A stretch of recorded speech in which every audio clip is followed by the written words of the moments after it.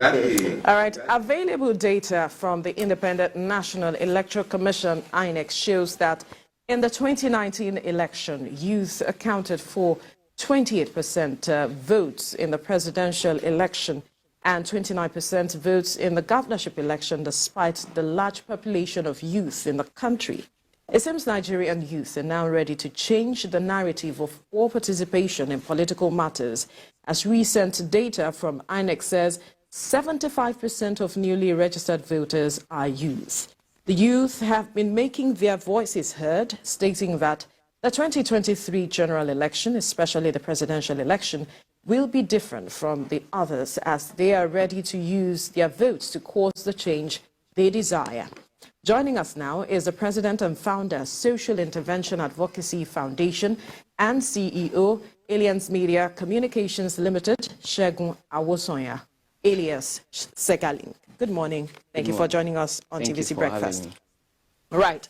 I know you have followed the data, seen the level of numbers. 75%, over 8 million of number of youth were said to have registered to vote in the 2023 elections. Now, talk to us. What, from your point of view, perhaps informed this rise that we see in the numbers?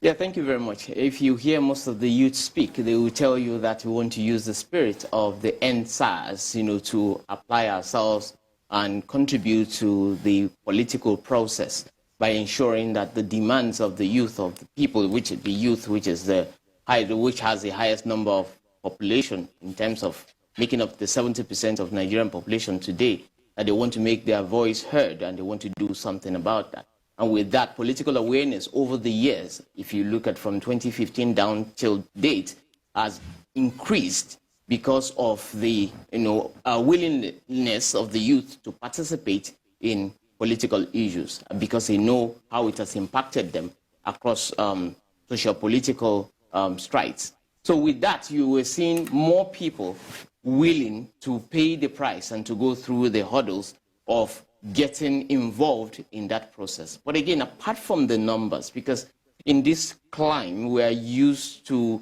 the semantics, we're used to the optics other than the substance. I, for one, believe that, well, the outcome is good in terms of more registrations.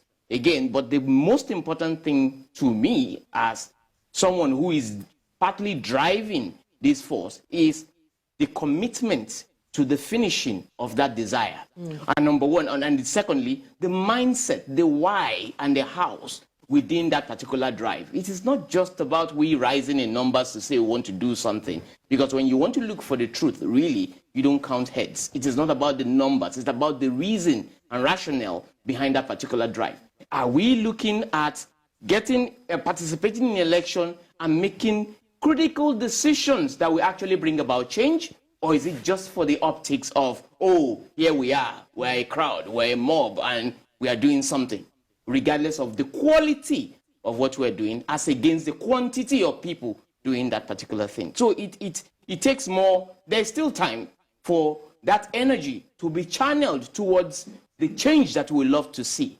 For example, the youth coming together to say, we are actually using this election as a referendum to the powers that be, that things will not continue to be the norm as usual. This is not about tearing down, the institutions or tearing down things that are more or less cultural and more or less structures of the state that actually defines us as a people. But it's about showing our capability to use innovation, to apply our education, to bring about the kind of change that we hope to see, so that the society will actually mirror